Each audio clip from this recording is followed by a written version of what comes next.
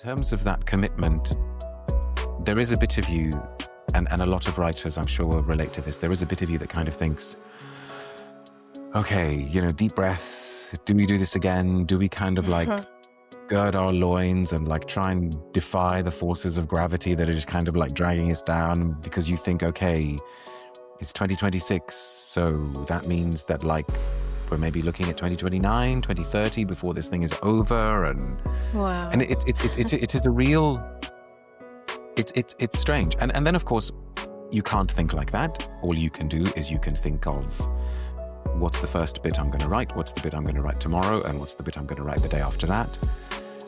I find that even if it doesn't necessarily create the expected or the, outlined by culture and society kind of outputs, but if it just fulfills you and in the moment while you're doing it, if your heart is happy, and if you have the privilege of having like a day job or whatever it is that can sustain you, and the pressure is not there so much, I would tell everyone to continue doing whatever it is that makes them happy, even if they don't believe they're so good at it. Imposter syndrome and all of that come into play.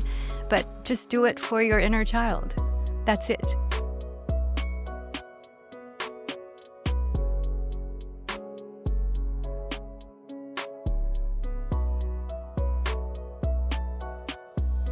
My guest today is Dariush Alavi, a writer, freelance journalist, perfume critic, and teacher currently based in the south of England. His fictional short stories have appeared on BBC Radio 4, as well as in Canada's Prism International magazine. There's never a time when he isn't working on a novel. As an award-winning perfume critic going by the pseudonym Persolaise, Dariush has forged a reputation as one of the most highly respected, independent voices in the world. He has written articles for a wide variety of publications, including Harrods Magazine, Sunday Times Style, and Harper's Bazaar. His perfume guidebook, Le Snob Perfume, was published by Hardy Grant. Welcome to the Epiphany Dialogues, Dariush. Thank you very much for having me, Zimmy. It's kind of weird listening to all of that being read back to you, isn't it? But thank you very much.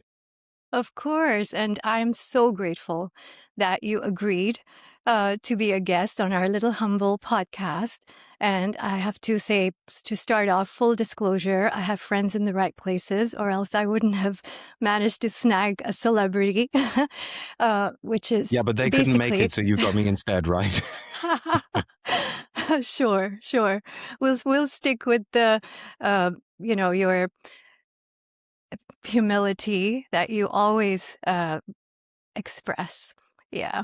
But yeah, just to let everyone know, Dariush is a very close childhood friend of my husband, Arafat, and that is how we met and became friends as well. And that is how I've managed to convince him to be on this podcast today. And I'm looking forward to a really enlightening conversation. So Dariush, what came first? The enchantment with words, the fascination with fragrance, or the love of ice cream? Before you finished that question, I thought, oh, well, I'm going to say the words. But no, it was probably ice cream, probably ice. So I guess it went in the order of ice cream, words, perfume. Definitely words before perfume. Right. Okay. The ice cream part comes from the fact that every year, I think, Dariush and his wife go to the south of France, and we get a picture every year. It's a tradition of Dariush holding a big tub or a boat of like 10, 12 different scoops of ice cream, and just like really excited. And so we always get into this conversation of what are the flavors, what was your top 10, what was your top 3, and things like that. And we learned so much because some of those flavors I've never heard of, so I had to include the ice cream into this. No, I'm glad you did. And of course, you're making me hungry for ice cream now. Although lately it's been Italy as well, We've kind of Right. abandoned France a bit, but Okay. You know, the Italians would probably say their ice cream is better, and the French would probably say that as well. But that's a whole other podcast. That is. Yes. So, is there one aspect of yourself that you identify with more? The writer, the perfume critic, the influencer, or the teacher?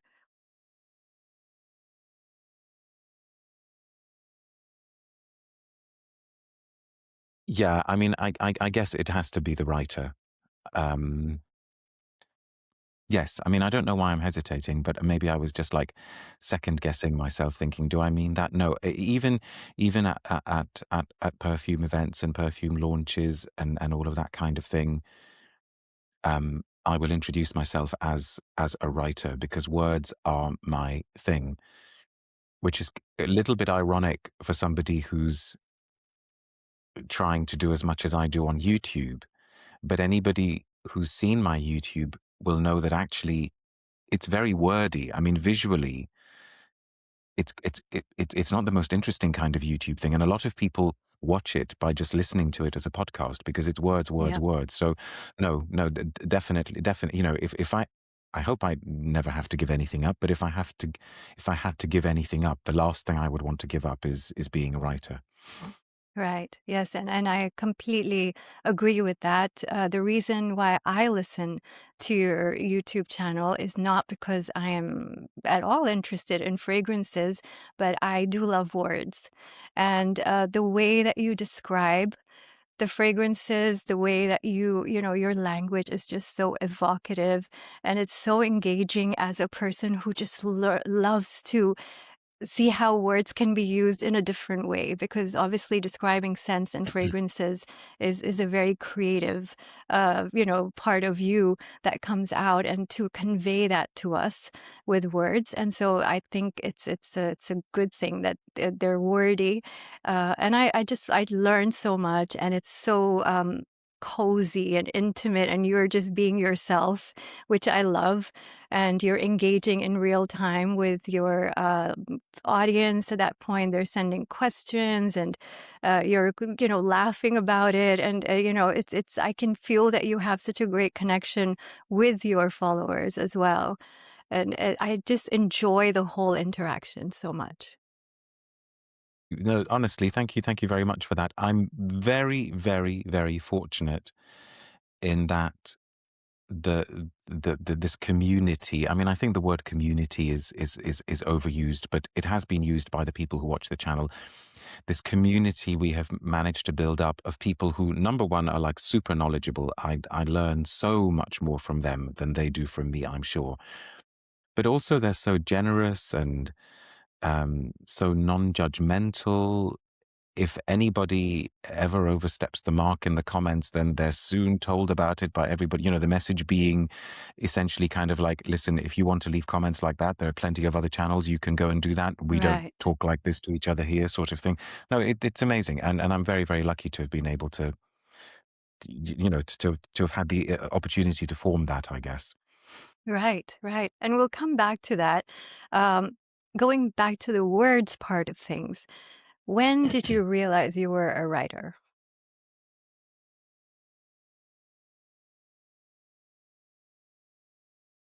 Okay, let's assume that I do think I'm a writer fully. You know, I do write and words are important to me, but as anybody who tries to write will probably be able to relate, I also have, at least maybe 3 or 4 thousand occasions every single day where I do the whole, can I write? Do Yeah. I write? That endless angst is always there. But when? It's a good question. I mean, maybe the best way to answer it would be by starting with the moment when I had my very first bit of writing published. Right, Um, I was living in the UAE at the time, but we were living in Sharjah, which of course is the neighboring emirate to Dubai. And I was going to the school that I was at was a primary school, which I don't think exists anymore out there, but a lot of people watching it may remember it. It was called Rosary School. And I used to buy back in the day. This was before I'd met. It was still 2 years before I met your now husband. right. and I used to read the Spider-Man comic, the UK version of Marvel Comics Spider-Man. And I don't remember what it was that I wanted to say, but I remember reading a storyline and kind of thinking, I've got something to say about this. So Nice. I sent them a letter, and I was in the second year of primary school, which, um, by the way that, the sort of years went in the UAE, was meant that I think it meant that I was like 6? 7 going on 8, or was I 8 going on 9? Let's say I was Okay. 8. Right. And this letter got published. Now, Wow. I'm sure I'm sure the letter got published, probably because as soon as they got it in the editorial team, they thought, wow, this has just been written by some precocious kid, let's publish it because the kid will get a kick out. But they did publish it. And I remember buying it. And there was a bit of me in my very, very non-humble 8-year-old precocious way that thought, well, of course they published it because what I said was very, very important and they needed to publish it. Um, but maybe that kind of flicked a switch where there Hmm. was a bit of me that thought, oh, I put these thoughts into these words, I sent them off, somebody read them. Not only did they read them, but they actually put them out there for other people to read. And I think I was always making up stories. And then it was also not long after that I had a story published again. Old-time UAE residents. Many of you may remember Young Times, which was the children's publication of Khalij Times. Yes. Right. I had a short story published there. And then I just don't know. There has never been a time that I haven't been writing. Sorry about all these references, Zimmy, but you know what? And again, probably a lot of you will also remember Murder, She Wrote, that old series Of with Angela course, my Lansbury. God. Yes. The way our apartment was laid out was that as soon as my parents came home from work, the hallway that they entered into meant that as soon as they kind of turned to their left, they could see all the way down to the apartment, through the apartments to the desk where I had at first a typewriter and then like a PC, and I was typing away. And I remember my mum would come home and quite often she would say, "Who's been murdered now, Mrs. Fletcher?" Because I was just always there, making up stories. So I Wow. suppose a simple way of answering that question was round about the age of 8, but I don't know. I don't know. Was I making up stories and things before then? I don't know. I love to see that you get to continue to do something that has been your passion for so long. I find that beautiful. It's not always the case, but the people in my life that I see that they reference all the way back to their childhood and say, "Well, I was all like Arafat, right? I was always, into collecting comic books. I was always into action figures, and like." That's his job now. Like I love that this is possible, and you guys have like this passion that is so strong that it continues through your life. That's I think it's very fortunate to have that. Yes, it's an interesting one because also sometimes it's the source of a lot of heartache. And I have many, many, many conversations with myself and with my very, very, very long-suffering wife, where I basically kind of go to the line of, just because you're driven to do something, does that mean you're good at it? And does that mean that you should keep doing it? But I don't know. I've yet to find the answer to that. And for a long time, I did stop writing because I thought, okay, I'm done. I've had enough. I don't want to do this anymore. But we may get onto that later. But yeah, it's an interesting Sure. one. This thing of being utterly, utterly, utterly driven is a weird one. I find that even if it doesn't necessarily create the expected or the, um, outlined by culture and society kind of outputs, but if it just fulfills you and in the moment while you're doing it, if your heart is happy and if you have the privilege of having like a day job or whatever it is that can sustain you and the pressure is not there so much, I would tell everyone to continue doing whatever it is that makes them happy, even if they don't believe they're so good at it, imposter syndrome and all of that come into play. But just do it for your inner child. That's it. Yeah. Okay, so you mentioned to me once that you take your time with writing each book. Um, what does that time frame look like? What has been the longest that you've taken to write a novel? What has been the shortest, let's say? It's never my intention to take ages. I mean, I started working on a new one a few months ago. And when I started, I thought, oh, come on, surely this can be the one where you can have, something like a proper first draft done within a year. Let's see how it goes. But it usually seems to be something like 3 to 4 years per novel. But Wow. but yeah, and in terms of that commitment, there is a bit of you, and a lot of writers, I'm sure, will relate to this. There is a bit of you that kind of thinks, okay, deep breath. Do we do this again? Do we kind of like gird our loins and like try and defy the forces of gravity that are just kind of like dragging us down because you think, okay, it's 2026. So that means that like we're maybe looking at 2029, 2030 before this thing is over. And Wow. it is a real, it's strange. And then of course, you can't think like that. All you can do is you can think of what's the first bit I'm going to write, what's the bit I'm going to write tomorrow, and what's the bit I'm going to write the day after that. It's the weirdest thing of playing mind games with yourself and setting yourself deadlines. I have to set myself deadlines, even though you know that nobody's going to tell you off if you don't meet the deadline, except yourself. But yes, it is something like 3 to 4 years. Although that is obviously not 3 to 4 years of every single day active writing. So, for Right. instance, what I do, which is, and I'm not unusual in this, I'll try to get some kind of a draft done, which I'm very, very happy to think of as a messy draft. It Right. it really doesn't have to be perfect by any stretch of the imagination. I'll even have things in there, like in brackets, where I'll say things like, must bring this character in before, who the hell is this? All of Right. this kind of stuff. Um, and then, of course, you leave it. You have to leave it because you want to try and come back to it as fresh as possible. And ideally, you want to leave it for like maybe 2 months or 3 months.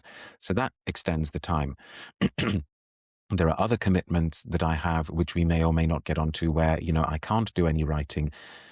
So that 3 to 4 years is also a bit of a false idea of how long it takes. But just in terms of calendar time, yeah, Yeah. I started working on this book, this latest book I started working on, I think it was in October 2025.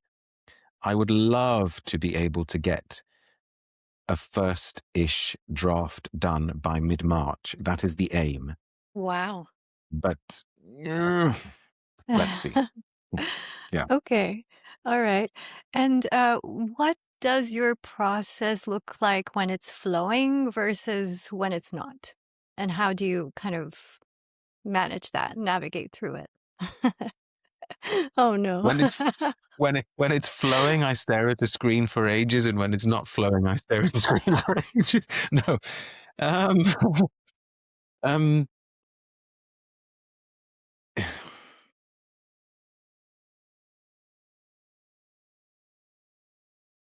it's so funny. It is so odd. But I I do a combination of so many different things. I try to just go with whatever works at the time. Um, I will write a lot uh, longhand, in a notebook. I don't know Right. if you've ever come across a book called The Artist's Way. I imagine you probably have. Yeah. Yes. Yes. The writer of that book, I first read it many, many, many years ago, and I found it really, really interesting and really quite confronting and really quite upsetting in many, many ways, but like in a, upsetting in a Yeah. productive way, if I can put it True. that way.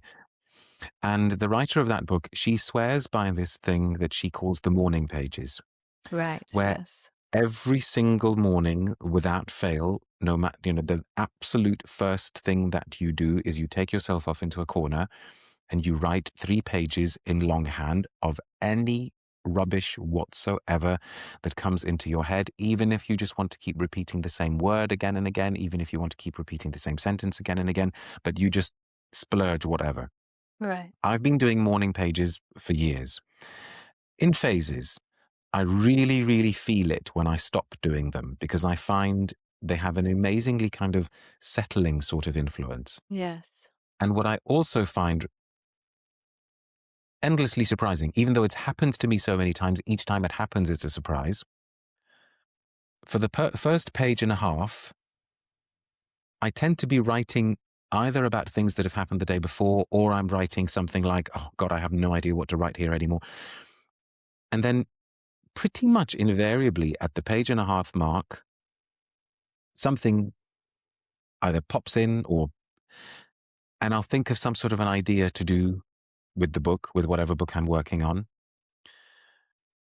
And I'll write that. And sometimes I allow myself to use the morning pages as a way of extending the novel. I'll write something from a character's point of view. I'll write a note from one character to another. Right. I'll try and work out a plot point that's annoying me. So, because I'm conscious I'm not answering your question, the process is whatever happens to be working at any given moment. If I feel like I need to go through a phase of writing things out longhand, then I do. If I feel like I need to go through a phase of having loads of little like index cards where I do plot points and then I shuffle them around in a different order or whatever, then I do. A few years ago, I discovered a piece of software called Scrivener, which a lot of writers use, which is also brilliant it's basically like a super sophisticated word processor, but basically what it does is instead of having one long document, each chapter is a sort of separate document and you can shuffle the order around, and that's brilliant for somebody like me where I go, okay, maybe that works better here. Right. So when the flow is working, when the process is working, all of those bits are working. I go, okay, tomorrow I'm going to write the bit where the dad has the confrontation with his daughter and da-da-da-da-da-da, and it's all kind of coming. Right. When it's not working, I think I should be better at actually saying, it's not working today. Go and like watch a movie, go and do something fun, go and Right. like have an ice cream. Yes. But I don't. And so when it's not working, it's more tortuous, because I think, no, you will stay sat there until you produce this, the 2,000 words or whatever. And so it becomes quite unpleasant. Right. Right. Okay. No, thank you for sharing that. That's really helpful, very important. I know so many people who struggle with that and try to, of course, like the morning pages, it is very helpful. But then you also have to figure out if you are a morning person or does your brain work better at night? You know what I mean? So it's not easy, and I totally get it. But thank you for sharing. I'm sure this will help quite a few people. And is there anything that you could say to someone who is feeling called to write but is procrastinating? Yeah, I think, it's a bit of a cliche, but I've heard it repeated on a few creative writing courses and things that I've been on. Writers are people who write. If you're not writing, you're not a writer. Like you were basically implying earlier, Zimmy, if you want to be a published novelist, if you want to be a published poet, if you want to be a playwright who's had their plays produced, we could argue that that's something different. That's like a different level of recognition or achievement or success in inverted commas. But if you want to call yourself a writer, you have to write. And you start with a word, and then hopefully the word becomes a sentence. Write anything, get yourself a notebook and maybe do the morning pages. I still come across so many people who have never heard of the morning pages. I think Right. reading The Artist's Way is a good idea. And I always find it really, really fascinating reading about writing. Some of the books that I've read about writing haven't particularly resonated with me, but a lot have. Stephen King, I'm not especially a massive fan of Stephen King's writing, but his book about writing, which I think is just called On Writing, is Right. honestly one of the best books about writing I have ever read, because it's just such a mixture of the practical and the emotional, spiritual, and he taps into so many things there. I just read, this is not planned at all, but I know this book is behind me, so this was great. It's a brand new book called A Long Game, as in writing fiction is a long game, by somebody called Elizabeth McCracken. Lots and lots of really interesting little insights there. So maybe somebody should, do that, read some books about writing and see what chimes with them, see what resonates with them. Sometimes we need the structure of a kind of discipline in order to help us unlock something, right? So maybe sometimes we need a structure that says, write 3 pages every day, write 500 words every day, write every day between 1 p.m. and 2 p.m. You kind of need that discipline to help you get to the undisciplined bit of your creativity. Right. So yeah, I think that's what I would say. Very helpful. Thank you.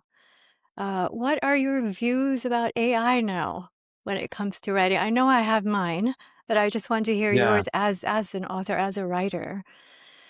Are you for it or not? The whole AI thing, I mean, I also sometimes object to being, all these things that we're using, I object to them being called AI, because actually we should be calling them LLMs, right? LLMs, right? Large language models. I mean, but anyway, that's a whole other debate. I have never used anything like, ChatGPT or Perplexity or Gemini or whatever. I have never used it to aid the process of writing. For two kind of distinct reasons. One, because I want the creativity to be mine, but also because I'm a little bit worried that if I, for example, feed something into the system and I say, oh, could you tell me if this is an effective opening to then I'm basically giving it that text. And I'm very wary of that as well, because I think you are giving your content Yes, to these systems. true. I think as tools, they're absolutely fascinating, and let's be honest, they're also amazing. They're amazing in what they do well, and they're also kind of amazing in what they do badly. The things that they get wrong. You sometimes think, I know that this isn't right. How come you, with access to the, factually things are wrong? But on a deeper sort of level, there are a lot of people that I talk to, and they say, oh, it'll be amazing because we won't need actors anymore, and we won't need people to write and things like that. And I think, okay, maybe you won't, but to me, it is actually part of the enjoyment of, let's stick with books. It's part of the enjoyment of reading a book. It's part of the fulfillment that I get from reading the book. It's part of the sort of confrontation that I get from reading a book. Part of it is knowing that it was put together by another human being, Yes. because I feel like I'm entering into a kind of conversation with this other human being. And if I were to read something and I thought it had an amazingly worked out plot and, a great structure and really compelling characters, but then I found out that it was done by a machine, to me, that would diminish it. Yeah. Because I think that shows that it isn't just about the content. It is also partly about the fact that the content was created by a fellow human being. Right. Um, and I suppose with an artwork, if I saw two absolutely identical pieces of art, but I knew that one had been created by a person and one had been created by a machine, I do think that there would be more value to me to the one created by the human. I don't know. Maybe Course. I'm being silly. Maybe I'm being naive. But that is how I look at it. I agree. So I can't even debate that with you. It's just that I totally understand that it solves a lot of problems. It makes things faster. And I personally believe it should be used for things that are not necessarily artistic or creative. Hmm. And that should be left to the humans, because this is our source of joy and our expression. But yeah, wherever things need to be automated, or it's just like, mundane kind of things, or even scientific research, solving the world's problems. It has many uses, but I just wish that it wasn't being used for art and writing, and I feel it's just misused there, and It's it the very, brings the it comes value to the, down. no, I 100%. And it comes, I think, really fundamentally to our definition of art. In these conversations that I have with people, a lot of them will say, but when I watch a film, I just want to be entertained. And I think, okay, yeah, clearly there are lots and lots of people like that. And, who am I to say they're misguided to think that way or they're wrong to feel that way? But when I watch a film, yes, I want to be entertained, but I don't only want to be entertained. I Yes, also want to think that somebody somewhere sat and thought, this is the story I want to tell. This is the story into which I'm going to invest a lot of time and resources. And this is why. And you hopefully feel that connection, whether it's through some kind of escapist sci-fi movie or some deeply intense psychological drama. yes, I think in the best works of art, you kind of think, oh, okay, I get why somebody would have wanted to make this. I get what it is that they're trying to express. I get true. why they went there. But yeah. Yes. We'll just have to do our best and make sure that people continue to write and don't get disappointed by, the quick output that is, that's going to happen. Like it takes you, let's say, 2 to 4 years to write a book, and like these apps and platforms are going to be able to do it in 3 days.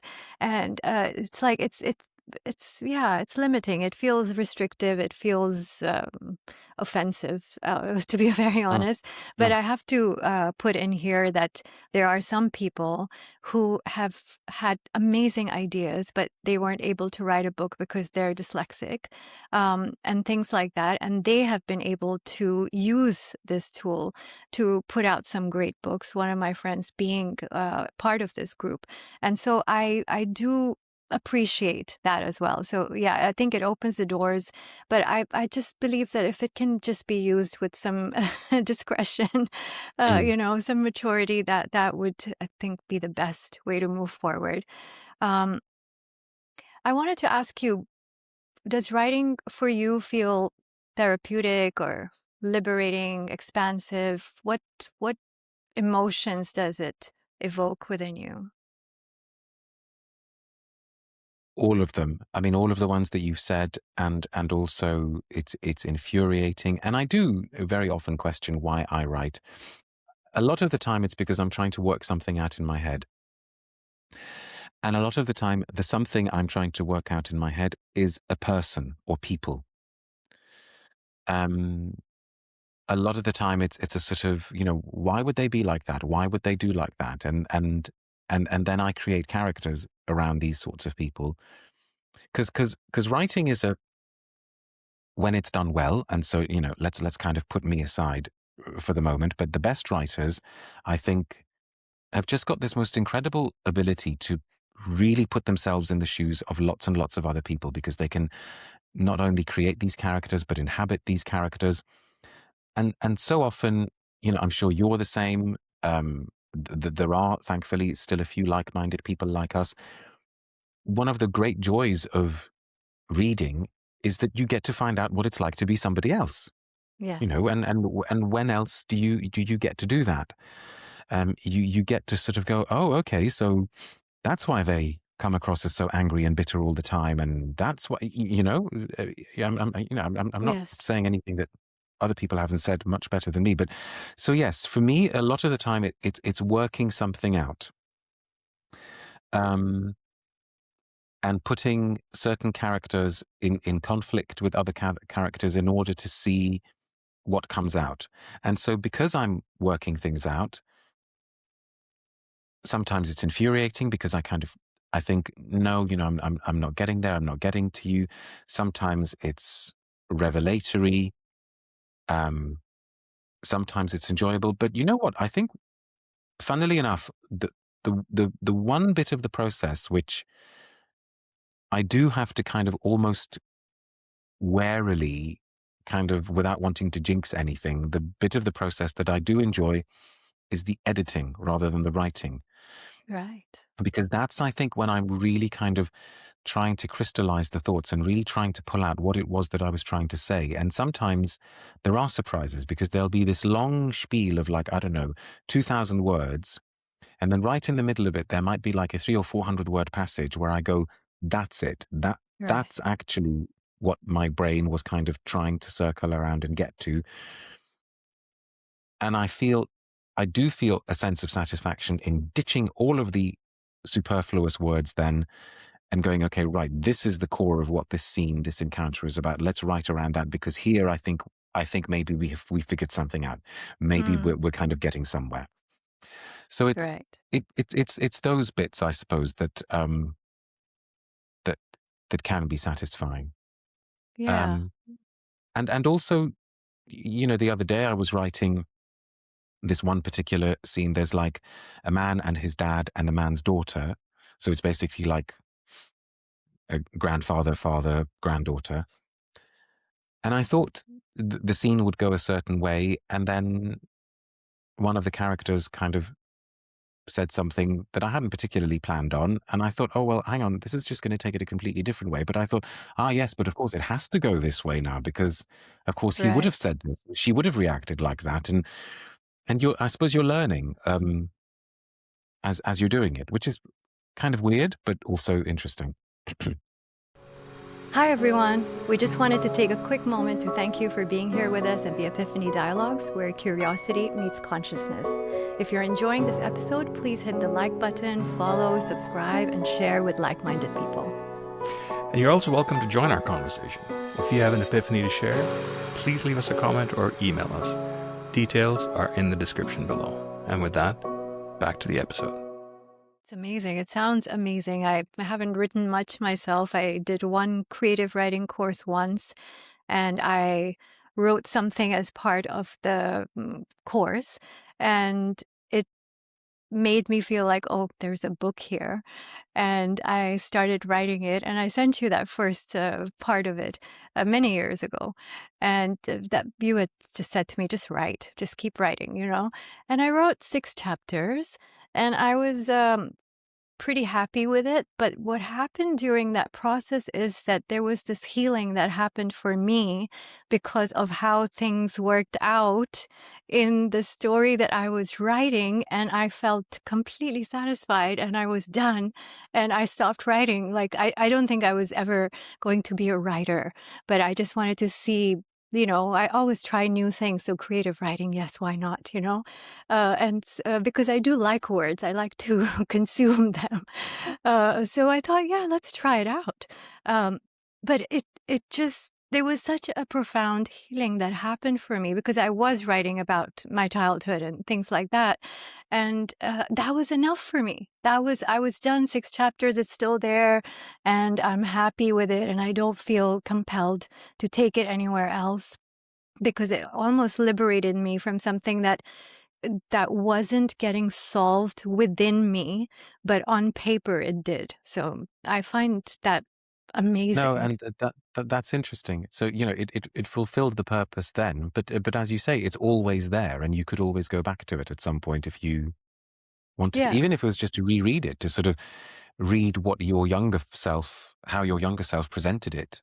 Yes. Yes. I've done that a Yeah. couple of times since then. It's been 6 years. So I've done that because I just like to sometimes remind myself of, oh, yes, that's what it was. And here we are free of Mm. that burden, and it's so beautiful. Um, I wanted to ask you if you have ever abandoned a book that you were writing, or if Yeah. not, oh, yeah, okay, yeah. No, I have. Um, but if they're going to be abandoned, I think they seem to be abandoned quite early in the process. Right, Like maybe I'll write a chapter or two, and then I think, actually, there's, what's the story even going to be? This is just going to be a bunch of characters talking about themselves all the time. What's the driver of the plot? right, Um, but but once I'm really, really into it, then I think I just kind of want to see it through. I want to see it through to the point where I feel I could show it to people. So then Right. I do become a bit like, a dog with a bone. Nice. But I haven't abandoned many. No. Right. Okay. And I've noticed from what I have read of your work that the characters are complex and layered and not necessarily just straightforward that, okay, this person is, an extrovert and it's positive or whatever, and the other one is like toxic or anything. It's like, normal human life. But I really love that you take your time with that. And probably that's because of, my work and who I am personally. I like to see the shadows and the light and the layers and complexities. And it speaks to me so much that I have never felt reading a book of yours that yeah, maybe I won't continue. Like I get obsessed. And that's rare, especially recently with all the content and on screens and this and that we have. That I find myself like, no, I need to finish this. I love where this is going. I love these characters. So thank you for bringing those kind of characters to us in a age where it's being suggested to keep things simple because people's mental span, attention span is getting reduced. So thanks for just staying true to who you are, really. Thank you for saying that, Zimmy. That really, really means a lot to me. I just kind of keep my fingers crossed that more people will respond in the same way to that particular book that we're talking, the book that I sort of was able to say that I kind of finished in September. Yes. No, I mean, I couldn't write characters that are not multi-layered, I hope, because I want to try and reflect to the people that I interact with. Yes. But I get it. Different people are drawn to different things. Though they're the sorts of movies that I'm drawn to. They're the sorts of books that I'm Yes. drawn to. And we don't all have to be drawn to the same things. Of course. I don't particularly go to literature and movies for escapism. I think for me, escapism I get from music. I'm quite happy for my Yes. music to be light and frothy and poppy and whatever, Yes. but then that's fine. And for some people, it's the other way around. They would probably be mortified if they saw what was on my playlist and they'd kind of think this doesn't square up with you. But I guess we're all like that, aren't we? Yeah. Yeah. We have, I mean, I have so many questions. But you are so multi-layered yourself that we have to kind of now move on to the fragrance part of the story, if that's okay. And so the first question would be, when did fragrance enter your life in a meaningful way? What's your first memories of being drawn to fragrance as a concept? Okay. So in a very, very kind of, direct, meaningful way, I have to go back again to living in the UAE in the 80s. My mum started working at a shop, which again, UAE old timers may remember it. It was a shop called Abaya, doesn't exist anymore. And it was on what we now call 2nd of December Street, which used to be called Diafa Street, which I think a lot of people still call Diafa Street. Yes, yes. And as you're heading towards the sea, it was on the side of the street that's on the left. And it was, I think in those days, pretty much the only independent Western perfumery in Dubai. There were a few chain shops, like Paris Gallery was already around then, and some of the big chains, the department stores were around. But I think this was the only kind of independent one. And she started working there, and they had all the top Western brands. And she would come home and she would talk about this stuff that she was smelling. And sometimes she would bring home a tester because it was like nearly empty and they'd replaced it, or she'd bring some mini samples and things like that. Right. And I found myself being interested in this stuff. Now, I had some vague awareness of perfume before that. Like, so we lived in Iran for a while before we moved to the UAE. And I have very, very, very strong memories of the fact that my paternal grandmother used to love wearing Yardley's lavender, and she always had a bottle of Yardley's lavender in her bag. It's all I our also remember, grandmothers. yeah, oh no, 100%. Yeah. 100%. And I also remember that my mum had a bottle of Yves Saint Laurent's Opium, but I'm not sure she wore it. I think she was gifted it, and maybe she wasn't particularly fond of it. But, I remember this stuff was around, yeah? Right.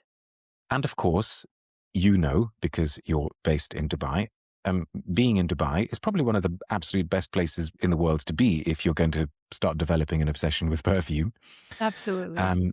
Because you would go to like the Al Khourea Center and absolutely everybody would be wearing like half a gallon of some amazing stuff.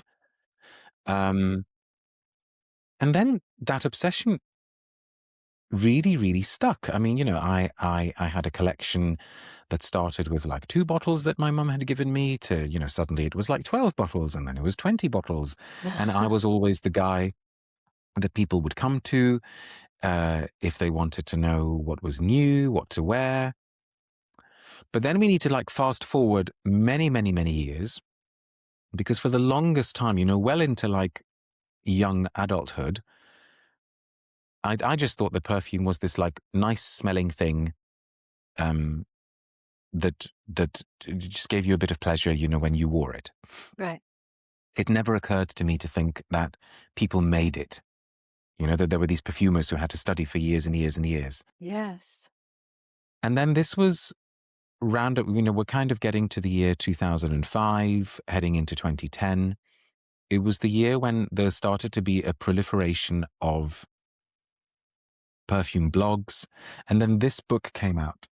This book here, not in this edition, there was an earlier edition. There was a perfumes guidebook written by Luca Turin and Tanya Sanchez. And that was a massive game changer. And when I read it, it was like somebody had suddenly given me the words to express these ideas that had been floating around in my mind about perfume for years. By which I mean, for example, I would read some of the reviews and I'd go, oh, so I wasn't nuts to think that there was something similar between this perfume and that perfume, because that thing was they both have an aldehydic opening. And I was right to think that there was something connecting this one with that one, because actually they're made by the same person, even though they're from different. Cool. And it was like a total penny dropping epiphany, whatever you want to call it. And I went on an absolute binge, making even more connections and going, oh, wow, so that thing that I like is patchouli. And oh, my goodness, that's an amber note. And then I went on a few kind of pretty basic perfumery courses, just to kind of have fun and expand my knowledge of raw materials. And I bought some raw materials. And then me being me, I thought, oh, I must write about this. I must turn it into a story. Absolutely. And it was I'm also so glad. my wife. No, well, it was also my wife who at this point said, how you're like crazy into perfume and how you're always writing. How come you don't write about perfume? And it was this real kind of, sometimes you need the person from the outside to point out the absolute most obvious thing.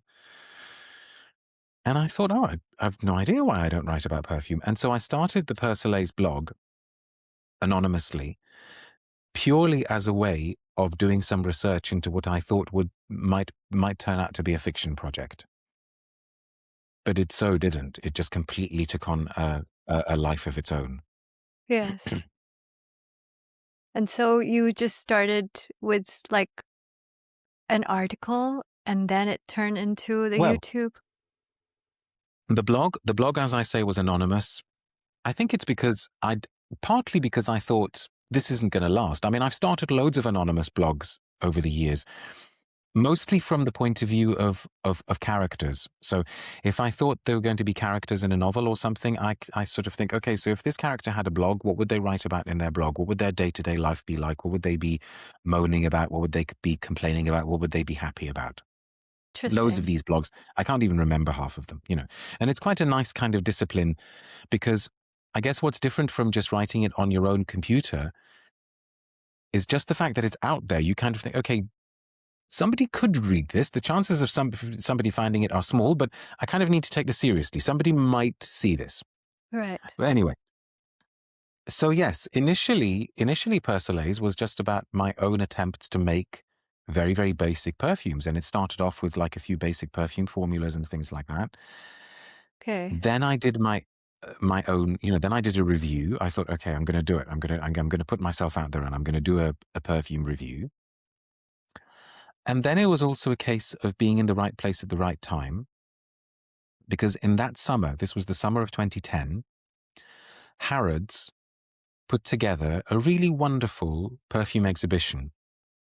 It was really small, but it was so well done. It was so well curated. It was so thoughtful, and it had so many amazing little artifacts and exhibits and things. They called it the Perfume Diaries, and I really wish they would do something like that again, actually. It's been 16 years.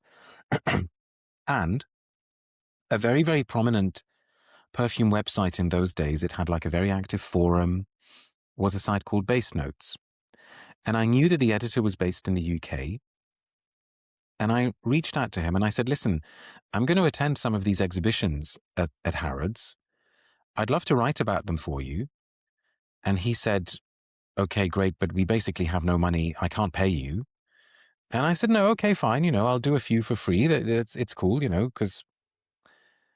And I did, and he published them. Nice. And then it just snowballed. I started publishing some reviews on Base Notes. Through quite a kind of circuitous path, I was commissioned to write my own perfume book, which you can just see there. It's the one with the kind of pink spine. Right. Yes.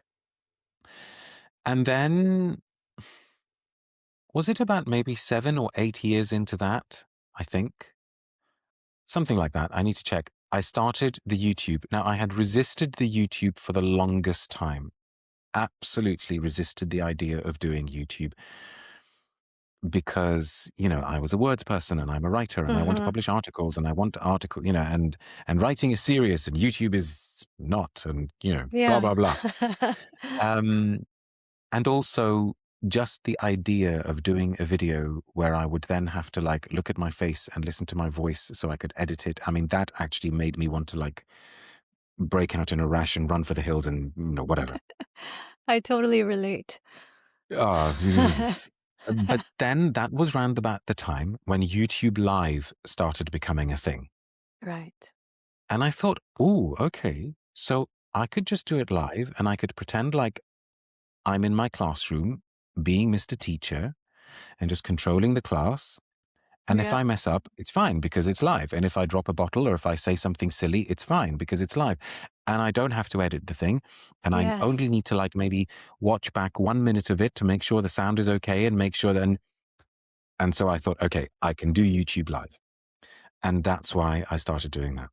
How wonderful. I'm so glad that the live was available and that obviously it is part of your calling and it did pull you in. It called you pretty much. I feel like it wasn't really planned or, it wasn't a strategy. You didn't set out to be an influencer or anything of that sort. It just came so naturally, but you did listen and you did give it a shot and you did try it, which is something that I appreciate and respect a lot.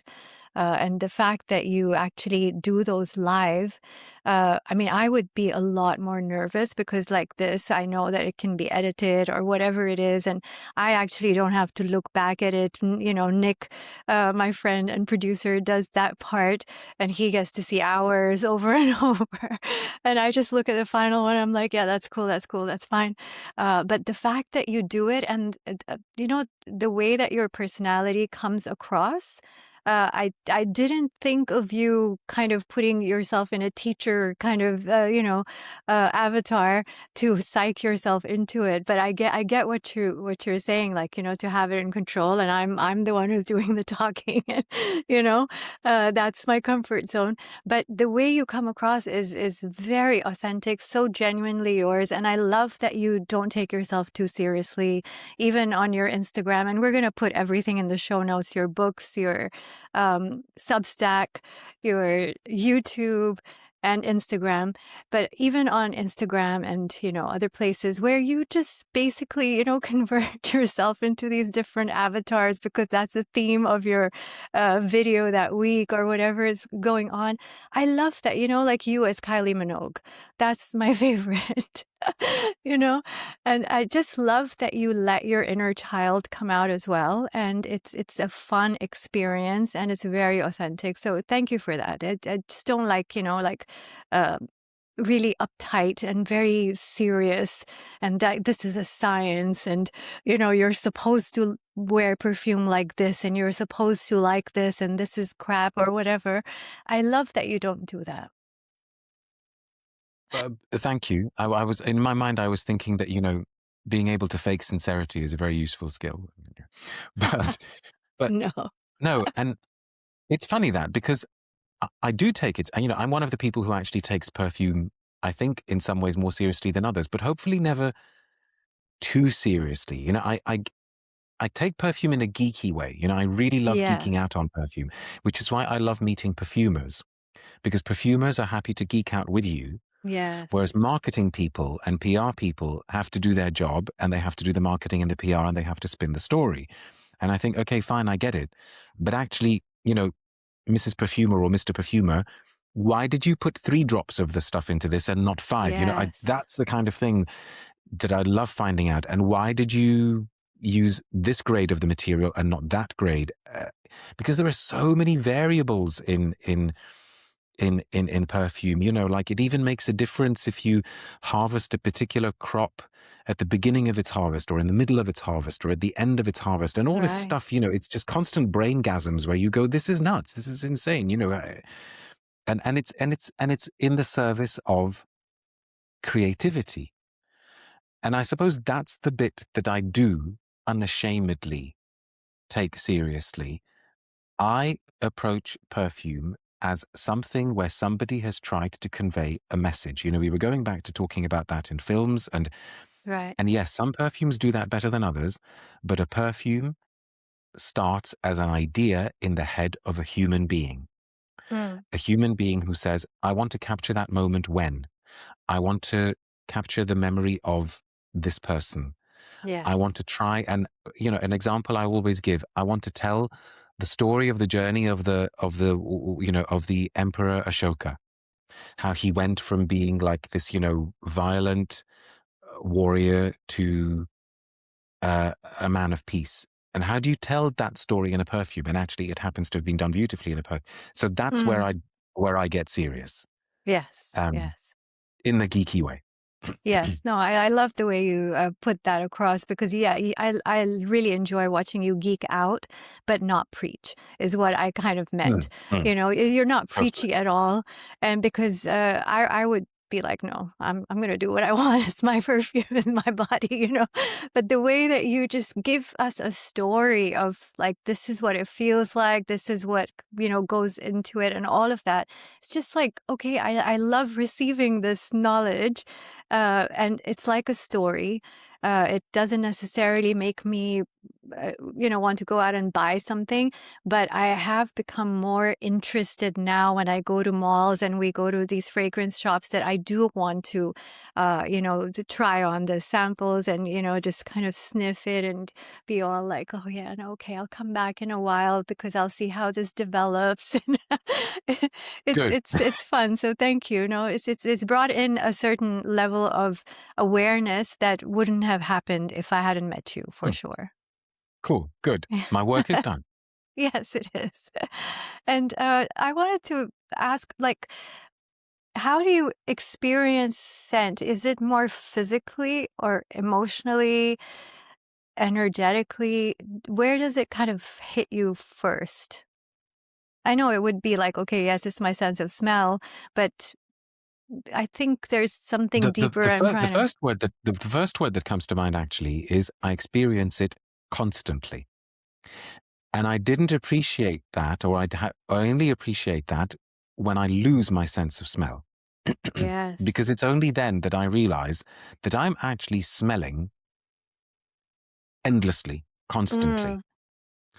Obviously at varying levels of intensity, but constantly. Yeah. A lot of perfumers will tell you that you don't really get noses that are better than others. There may be some variation, but it's not really true to say something like, oh, she's got an amazing nose, he's got an amazing nose. It's more about, has somebody actually taken the effort to build up the connection between what they're smelling and they're thinking about? Have they kind of brought it to the foreground of their consciousness a little bit more and thought, so what is this I'm smelling? How does it hit me? It depends what I'm smelling. I mean, obviously, if I'm smelling food, which I love doing, that is more sort of emotional, gut level, nostalgic level. Right. If I'm smelling perfume, I can't fully switch off the geek.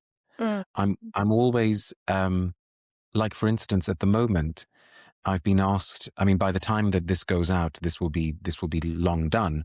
But at the moment, I've been asked to do some judging for a particular category in the UK's Fragrance Foundation Awards. Okay. And I've done this particular category before. They call it Perfume Extraordinaire. And the whole point of this category is that you smell the perfumes blind.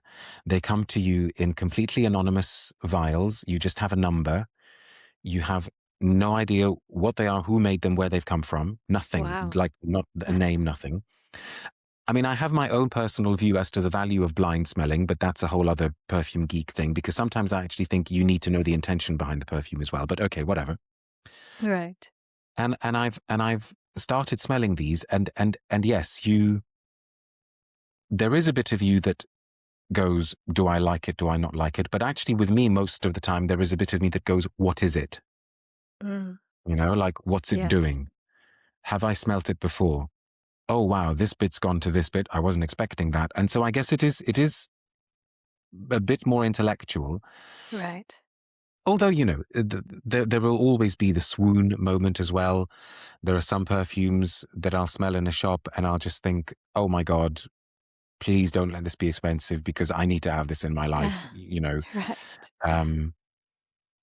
But yeah, I guess in that way, I'm approaching it as something more that has been constructed, put together.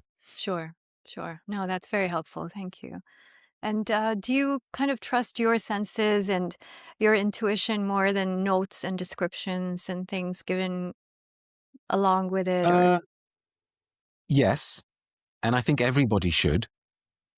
Again, perfumers will say to you, if you can smell it, that's because it's in there.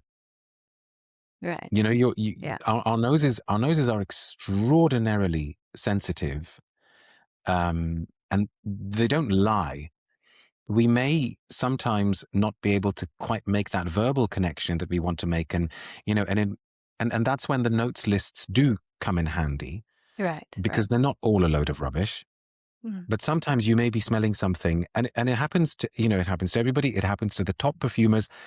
Top perfumers in the world sometimes will say to me that when they do their like daily exercises of smelling materials, they'll be one and they're going, oh my God, I know it. And, and then they kind of look at it and they go, lavender, of course, and sometimes we get like the mental, happens to everybody. But sometimes you're smelling something and you look at the notes list and you'll go, oh yes, of course it is, cumin or turmeric or something. And you go, yeah. That's why it was making me think of that thing or whatever. Right. So no, always trust, which is why absolutely as much as possible, I will try to smell the perfume myself first before I look at the press release, before I look at what's been said about it. Sure. And then those things can be very helpful because, sometimes I'll be reading something and it'll say, oh, we use such and such a material. And I go, oh yeah, I get that now. Yes, of course, I can totally see that. And where sometimes I'll go, no, I'm not getting rose here. Thank you very much. Or, Right. yeah. Sure. And finally, do you think there are too many fragrances? I mean, I personally do. So that's why I wrote this question in my list, because I feel like I'm so overwhelmed. It's like going to this buffet where there's just too many things and you don't get to really create a bond or enjoy, the interaction. That's a big subject. Pretty much every single person that I interview in the industry will tell me very passionately off the record that there are too many perfume releases, and they just wish, they hope that for like at least 6 months, they think a year would be amazing, that at least 6 months, every single brand would just come to like mutual agreement and say, let's just release nothing Yes. for a year. That's never Yeah, going to happen because you're never going to get that mutual agreement. of course. In any given year, at the moment, there are well over 2,000 brand new perfume releases, which is nuts. There is no Yes. way that there is no way that somebody in my position can smell every single one. There's no way I can even smell half of them. What's also sad is that the vast majority of those will not last beyond 3 or 4 months. They'll just Right. be flash in the, they won't work. They'll have some money thrown at them for marketing or publicity or whatever, and they'll be gone. And there are still beautiful perfumes being released, perfumes that will stand the test of time. But of course, it makes it more difficult for people like me to find them because you're Yeah. having to cut through this rubbish. You have to, you have to somehow cut, and you have to be so selective and so careful, and also hopefully not too snobbish. And and that's where I rely so much as well on my followers, because a lot of them will say, listen, you need to order the samples from such and such a brand because they're good. And so Right. often they have actually pointed me in the direction of really, really good things. And it's a whole other thing. It's like, one of the big perfume hits of the 90s was a perfume which I'm sure you've heard of, you've probably smelt as well, called Angel by Thierry Mugler. Yes, of course. But Angel is taken as a kind of interesting marketing case study nowadays, because most people agree that had Angel been released now, it would not have been a hit. Because the whole thing with Angel was that it was so strange and so polarizing at the time that a lot of people actually rejected it. But the brand believed in it, the creative director believed in it, and they just sort of said, no, we're going to keep pushing this thing and we will stand by it for years and it will find an audience. And of course, now it's one of the best-selling perfumes of all time. Most Right. people think that that just wouldn't happen now. After 3 or 4 months, people would go, well, that didn't work. That's it. Let's just Yeah. chuck it in the bin. And that's really sad, because you do wonder about how many potential classics we're losing because of this short-sighted thinking. Yes, true. No, thank you. Thank you for sharing that, because I've just wanted to get your view about that. And I do have lots more questions, but we'll have to save them for another time. But thank you so much for everything that you have shared. We wanted to also, of course, talk about your epiphany, that a realization that was quite powerful for you. Yes, and sorry for rabbiting on and on and on. And feel Not free at to all. feel free, Nick. I'm sorry Nick's not here, but feel free, Nick, to edit anything you want to edit. So, trying to be as concise as possible. When I started doing the perfume thing, I was very, very fortunate to be invited to some perfume launches, to perfume events. And of course, at these events, I met a lot of proper journalists. I met a lot of real journalists, and I was quite starstruck. I was quite, awed by them. And I remember kind of like on the train on the way back home thinking, oh, wow, must be so amazing to be like a full-time journalist and to write about all of these things that you want to write about. And gosh, I wonder if such and such a newspaper would be interested in having a full-time perfume critic, and maybe this magazine would want to have a perfume. And wouldn't that be cool? And, I could just do that all the Yeah. time. And all of these kind of crazy, fond imaginings. Fast forward about 5 years from then, and the media landscape changed a lot. Partly because of people like myself making a lot of articles available for free on the Yes. internet for everybody to read. I was part of the problem in a way. Right. And so I went from a position of going to these events and saying to the journalists, oh, wow, that's so cool. You write for such and such a magazine. I love that magazine. I went from that position to, within about 5 or 6 years, going to these events and people saying to me, so, what else do you do? And I would say, well, there's also a day job, and it's in education, and it's quite demanding, and da, da, da, da, da. And they would say to me, oh gosh, you're so lucky. Yeah. And I'd go, oh, what do you mean? said, oh, because, you just can't sustain a career in the media anymore. You can't sustain a career in journalism. You're so lucky that you have this that pays the bills, and then you can do this because you enjoy it, and maybe that brings in a little bit of income as well, and you can do this and you can do this. And I had, like you said earlier, with no planning, kind of inadvertently created this sort of portfolio career. Yeah. And I guess the epiphany moment was that actually that was pretty cool too.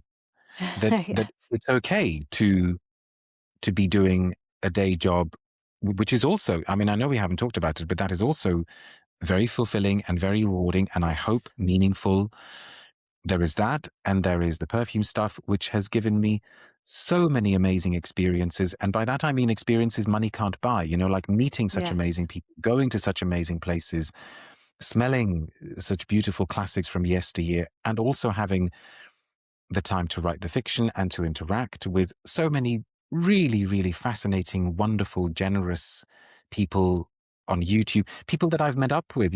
We went to Greece not that long ago, and I met up with somebody who's been watching the videos. That was amazing. I've met up with people in Wow. Poland.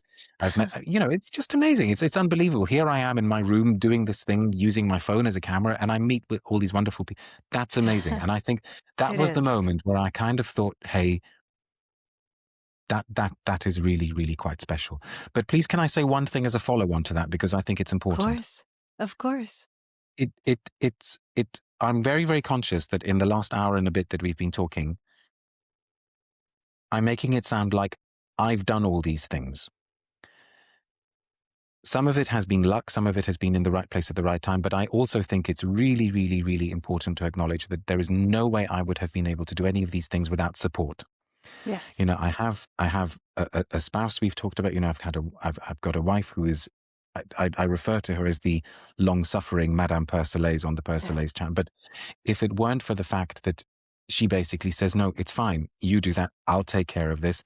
No, it's okay, we can change this if you need to do this at such and such a time, and that is, anybody who is in this position who has somebody like that in their life will know that is just such an unbelievable godsend, and I could not be more grateful, because you can't do stuff like this alone. And I mean that in a moral support kind of way, but also in a very practical, real world support type of way. I completely agree, and I'm so glad you brought that up. I relate to that very much.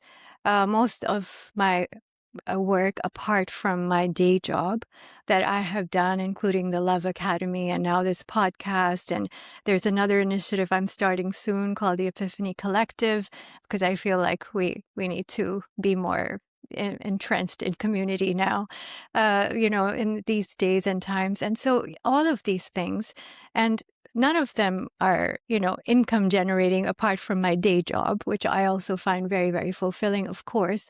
But the fact that having a partner like Arafat has helped me, because he's so supportive, and he believes in everything, and he doesn't have any kind of expectations of, okay, so how are you going to monetize that?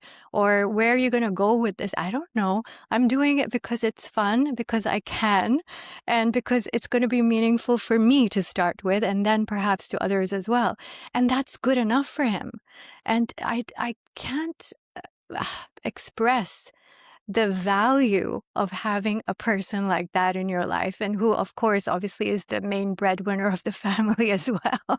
And to just be like, yeah, you do what makes you happy. I'm here, So I totally get that. And it is a very, fortunate thing to have in your life. And we are, of course, both grateful to our spouses to let us have our fingers in many pies, and, to have fun with it, and to not have any kind of agenda or expectations from it. And yeah, just enjoy it and do it while you're enjoying it. And if anything changes, there's no pressure to step away for a while if need be. 100% agree with that. Yeah. So before we close, we ask our guests a question. And the question is that if you could imagine your future self, actualized, fulfilled, happy future self, speak to you in this moment, what would you hope he would say to you?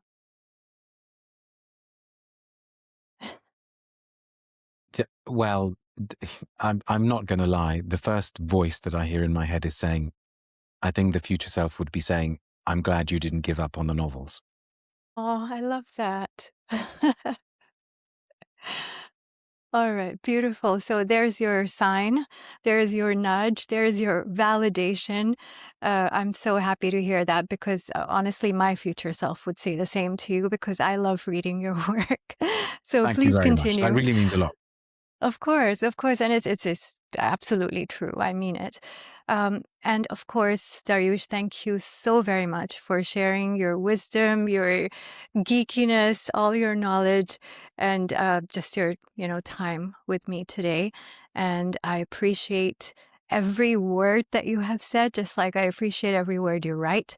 And I wish you a beautiful 2026 ahead with a lot of fulfillment in everything that you do. Thank you very much, and all the same to you. And honestly, thank you very much for having me. If in any way, shape, or form this is useful to anybody, then I will be glad. Thank you very much. Thank you.